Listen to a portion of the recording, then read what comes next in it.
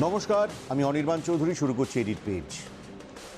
আমপান আসছে এবং আপনাদের টিভি স্ক্রিনে দেখতে পাবেন এখন ঠিক কোথায় রয়েছে সাইক্লোন, অ্যানাদার সাইক্লোন।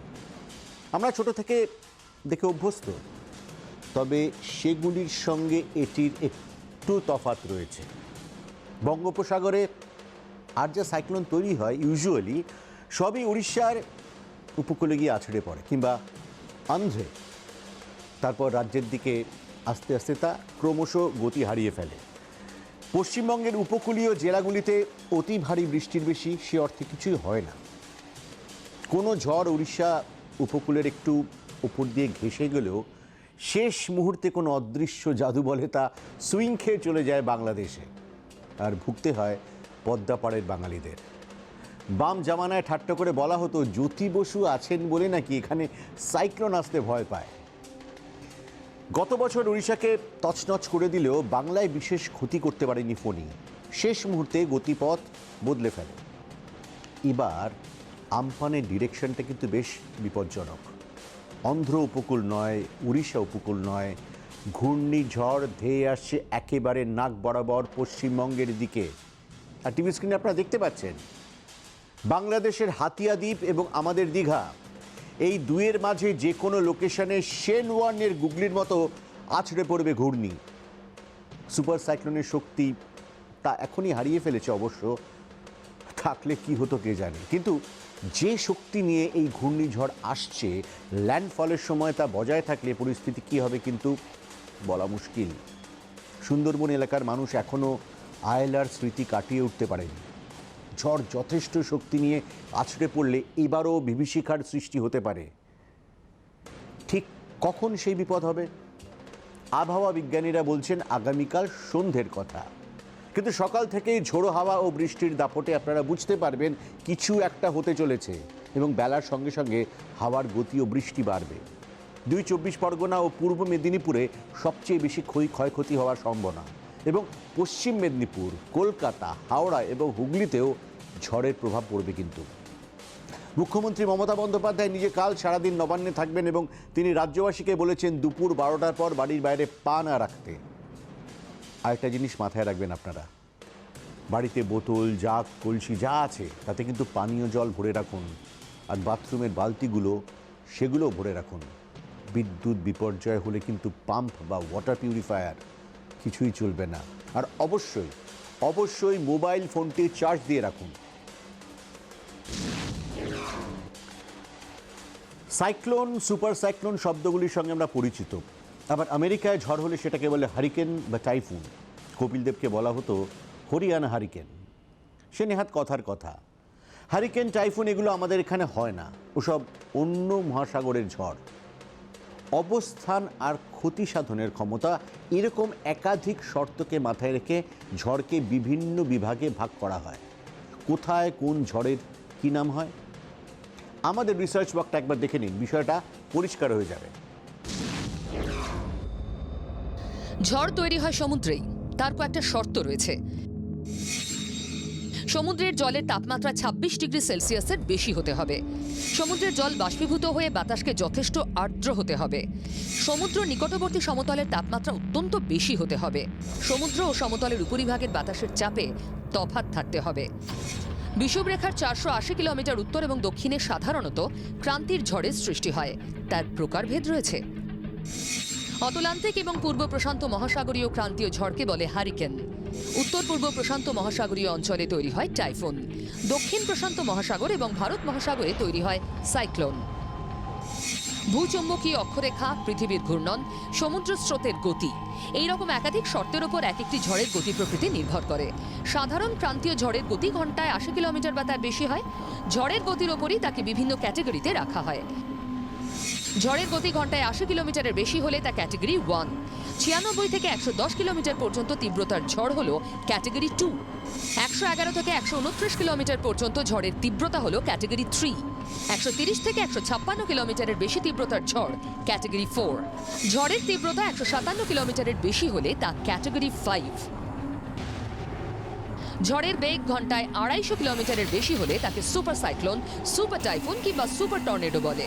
1999 সালে ওড়িশা উপকূল তছনছ করে দিয়েছিল এমনই এক সুপার সাইক্লোন। 2009 সালে বঙ্গোপসাগরে আইলা ঝড় সুপার সাইক্লোন ক্যাটাগরির ছিল না, কিন্তু তার ক্ষয়ক্ষতি ছিল রীতিমতো ভয়াবহ। তবে এবার তেমন পরিস্থিতি হবে না, অনেক আগে থেকেই সতর্কতামূলক ব্যবস্থা নিয়ে তৈরি প্রশাসন। ব্যুরো রিপোর্ট, জি24 ঘন্টা। মহাপ্রলয়ের আমি নটরাজ, আমি সাইক্লোন, আমি ধ্বংস। সাইক্লোন মানে যে প্রলয় ও ধ্বংস তা বিদ্রোহী কবি নজরুলের আমলেও কারও অজানা ছিল না।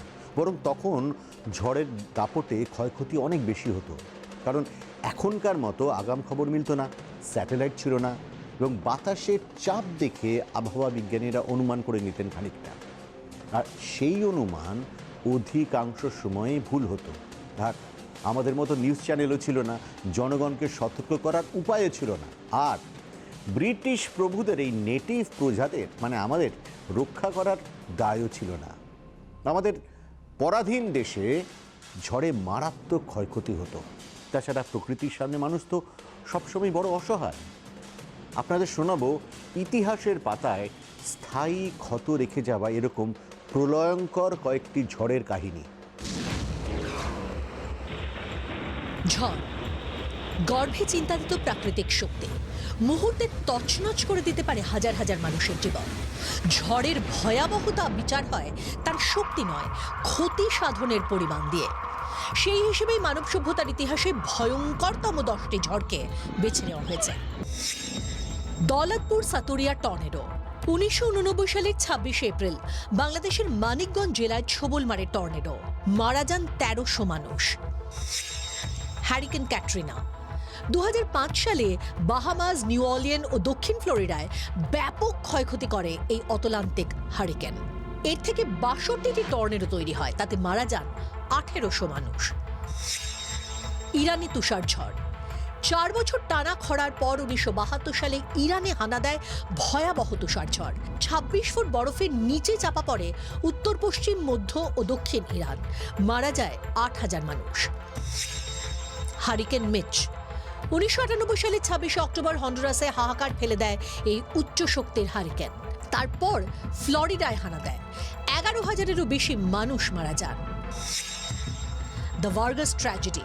1999 সালে ভেনেজুয়েলার ভার্গাস উপকূলে ঝড়, অতিবৃষ্টি, বন্যা ও কাদার ধসে মারা যান 30,000-এরও বেশি মানুষ। ভোলা সাইক্লোন। 1970 সালে তৎকালীন পূর্ব পাকিস্তানে আছড়ে পড়ে ভোলা সাইক্লোন। মাঝারি মাত্রার ঝড়েই মারা যান প্রায় 10 লক্ষ মানুষ। সুপার টাইফুন নিনা। 1975-এর চীনে সুপার টাইফুন নিনাকেই মানব সভ্যতার ইতিহাসের সবচেয়ে ভয়াবহ ধরা হয়। অতিবৃষ্টিতে 60টিরও বেশি বাঁধ ভেঙে যায়, ঝড়ে মারা যান 26,000 মানুষ। ঝড় পরবর্তী মড়কে মারা যান 1,45,000 মানুষ। মানব সভ্যতার সাম্প্রতিক ইতিহাসে এই দুর্যোগগুলিকে সবচেয়ে ভয়াবহ ধরা হয়। তবে বিজ্ঞানীরা বলেন, এক একটি মহাপ্রলয়ে বারবার পৃথিবী থেকে প্রাণ মুছে গেছে, তারপর নতুন করে অঙ্কুরিত হয়েছে জীবন। কেউ বাঁচেনি, তাই সেই সব ঝড়ের ইতিহাসও লেখা নেই। শুধুমাত্র বৈজ্ঞানিকদের তত্ত্বেই তার অস্তিত্ব টিকে রয়েছে। ব্যুরো রিপোর্ট, জি24 ঘন্টা। একদিন ঝড় থেমে যাবে, পৃথিবী আবার শান্ত হবে। নচিকেতার গানের লাইন ধার করে আশ্বাস এই সংকটটা সাময়িক। আমপানের বিপদও কেটে যাবে, করোনাও দীর্ঘস্থায়ী হবে না, তো আশা করতেই পারি। লকডাউন 4-এ শর্ত সাপেক্ষে অনেকটাই ছাড় দেওয়া হয়েছে। ভারত থেকে 12,000 কিলোমিটার দূরে নিউজিল্যান্ডে লকডাউন উঠে গেছে কয়েকদিন আগেই। 14ই মে থেকে নিউজিল্যান্ডে লকডাউন তুলে দিয়েছে সরকার। এবং লকডাউন তুলে দেবার খবর শুনেই মাঝরাতেই চুল দাড়ি কাটতে রাস্তায় নেমে পড়েছেন কিউইরা। সেলুনের বাইরে লম্বা লাইনে দাঁড়িয়ে পড়েছেন সবাই। প্রায় 2 মাস ঘরবন্দি ছিলেন নিউজিল্যান্ডের মানুষ, তাই লকডাউন খুলতে সবার আগেই সেলুনের দিকে ছোটেন সবাই। সংক্রমণের ভয়ে মাস্ক পরেই চুল কাটছিলেন হেয়ার ড্রেসার। সেলুনের বাইরেও সামাজিক দূরত্ব বজায় রেখে লাইন দিয়েছিলেন কয়েকজন। বহু মানুষ তো হেয়ার কাটের জন্য ভোর 4টে অবধি লাইন দিয়েছিলেন। নিউজিল্যান্ডে মল, সুপার মার্কেট সব খুলে গেছে। কয়েকদিনের মধ্যে সেখানে স্কুলও খুলে যাবে। করোনা ভাইরাস প্রতিরোধে দারুণ কাজ করেছে নিউজিল্যান্ড সরকার, তাই সতর্ক থেকে লকডাউন খোলার খুশিতে মেতে উঠেছেন সবাই। কুইন্সটাউনের মেয়র তিনি তো আনন্দে বাঞ্জি জাম্পিংও করে ফেলেছেন। নিউজিল্যান্ডের জনসংখ্যা প্রায় 50 লাখের কাছাকাছি। 23 মার্চ পর্যন্ত সেখানে 100 মানুষ সংক্রমিত হতেই 25শে মার্চ থেকে লকডাউনের ঘোষণা করে দিয়েছিল নিউজিল্যান্ড সরকার। তার কারণেই সংক্রমণ কিন্তু বেশি ছড়াতে পারেনি। আজ পর্যন্ত নিউজিল্যান্ডে আক্রান্তের সংখ্যা মাত্র 1500, যার মধ্যে সুস্থ হয়ে উঠেছেন 1400 জন, মৃত্যু হয়েছে 21 জনের মাত্র। কখনো বা ডার্লিং, কভু তুমি জননী, কখনো আবার স্নেহময়ী সিস্টার, এমন বন্ধু আর কে আছে? সাদা পোশাক, এক হাতে একটা জ্বলন্ত প্রদীপ, অন্য হাতে পরম যত্নে আগলে রেখেছে সেই প্রদীপের শিখা। নার্স বলতেই এই ছবিটা আমাদের চোখের সামনে ভেসে ওঠে। হাতের ওই প্রদীপটা তো আমাদেরই জীবন প্রদীপ। নার্সরা সেবাব্রতী, চিকিৎসকরা আমাদের কাছে ডাক্তারবাবু, কারো কাছে ভগবান। কিন্তু নার্সরা, সিস্টার আমাদের আরও কাছে, আরও অনেক কাছে, আত্মীয় পরিজনের একজনের মতোই। সেই পরিবারের লোকরাই যদি আমাদের বিপদের দিনে দূরে সরে যান, তাহলে ধাক্কাটা লাগে আরও অনেক বেশি। ঠিক যে ধাক্কাটা লেগেছে একের পর এক বেসরকারি হাসপাতাল থেকে ভিন রাজ্যের নার্সরা নিজেদের রাজ্যে ফিরে যাওয়ায়। এই রাজ্য তো তাদের সবই দিয়েছিল, জীবিকা, আশ্রয়, উন্নতির সুযোগ, তবুও তারা চলে গেলেন। এই নার্সরা কি বিপদের ভয়ে নিজেদের বাড়িতে ফিরে গেলেন? এটা আমি কিন্তু অন্তত মানতে রাজি নই। করোনা বিপদ তো ছড়িয়ে রয়েছে গোটা বিশ্বেই, আর রোগীর সেবাই যাদের মন্ত্র, তারা কি এত সহজে হার মেনে যাবেন? মনে হয় না। তাহলে কি নিজের রাজ্যের মানুষের পাশে দাঁড়াতে ফিরে গেলেন এরা? সেটা যদি হয়, তাহলে বলবো এর থেকে দুর্ভাগ্যজনক আর কিছু হতে পারে না। কারণ মণিপুর, ত্রিপুরা, উড়িষ্যা বা বাংলা, রোগীদের প্রথম পরিচয় তারা রোগী, আর দ্বিতীয় পরিচয় তারা ভারতীয়। আজ করোনার আক্রমণ তাদের রাজ্যে জীবিকার সুযোগ বাড়িয়েছে, তাই অসময়ের বন্ধুকে এত সহজে ছেড়ে চলে গেলেন। ভবিষ্যতে হয়তো অনেকেই ফিরবেন তারা, কিন্তু আগের মতো ভরসার চোখে তাদের দেখা যাবে তো? আর মুখ্যমন্ত্রীর কথা মতো তাদের শূন্য স্থান পূরণের জন্য ফোকাসটা যদি ঘুরে যায় এ রাজ্যের সেবাব্রতীদের দিকে, তখন কিন্তু ছবিটা বদলে যাবে আমূল। করোনা দাপট এমনিতেই জীবন জীবিকায় যথেষ্ট বিপদ ঘনিয়েছে। বিকল্প পথের সন্ধান পেলে অনেকেই হয়তো সেই রাস্তায় হাঁটবেন, অবশ্যই।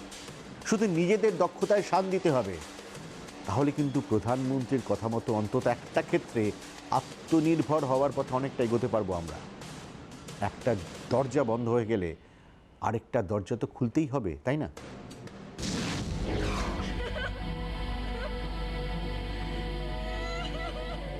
স্বাস্থ্যকর্মীদের আত্মত্যাগ, সংক্রমণ এড়াতে সন্তানকে দূরে সরিয়ে রেখেছেন মা। জানেন না আবার কখনো দেখা হবে কিনা। চীনের প্রকাশ করা ভিডিও এই ছবি দেখেছি আমরা। থাইল্যান্ডের এই নার্সের গল্পও শুনেছি। আইসিইউতে সংকটজনক করোনা আক্রান্তদের দেখভালের দায়িত্ব তার। পরিবার তো বটেই, সহকর্মীদের সঙ্গেও দূরত্ব বজায় রেখে জীবনযাপন, আর প্রতিনিয়ত সংক্রমিত হওয়ার ভয়। স্বাস্থ্যকর্মীদের কৃতজ্ঞতা জানিয়েছি আমরাও। হাততালি দিয়েছি, থালা বাজিয়েছি, বাতি জ্বালিয়েছি, যুদ্ধ বিমান ও সামরিক হেলিকপ্টার থেকে পুষ্পবৃষ্টিও করা হয়েছে। এই সবই হয়েছে উদযাপনের মতো। কিন্তু ব্যবহারিক স্তরে পদে পদে বাধার মুখে পড়েছেন স্বাস্থ্যকর্মীরা। পিপিই কিট না মেলায় বিক্ষোভও দেখাতে হয়েছে।